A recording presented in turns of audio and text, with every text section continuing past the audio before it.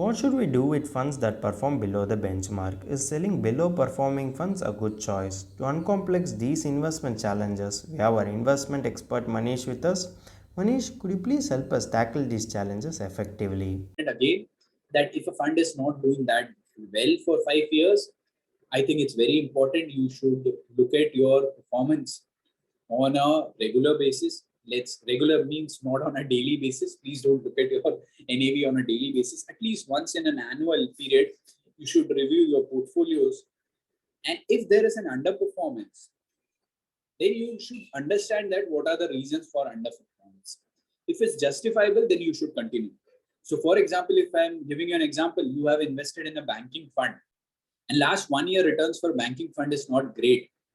You need to understand or you need to evaluate whether the banking industry is doing well. If the banking industry is also not doing well, so obviously your banking fund is also expected to not perform.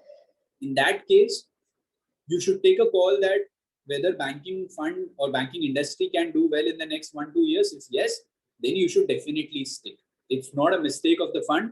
It's actually the whole industry which is not doing well.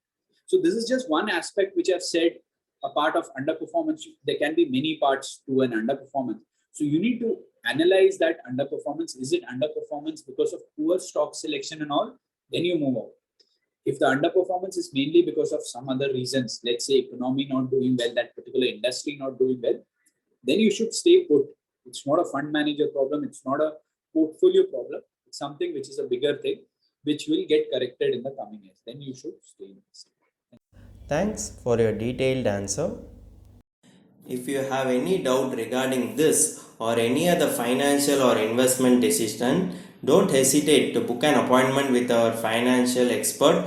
The link to the appointment is given in the description below. And also, would you like to know more about finance and investment? Then we would recommend you to attend our live webinar. The link to the webinar is also given in the description below. The webinar is absolutely free. If you like this video, hit like, and if you are new to our channel, please do subscribe.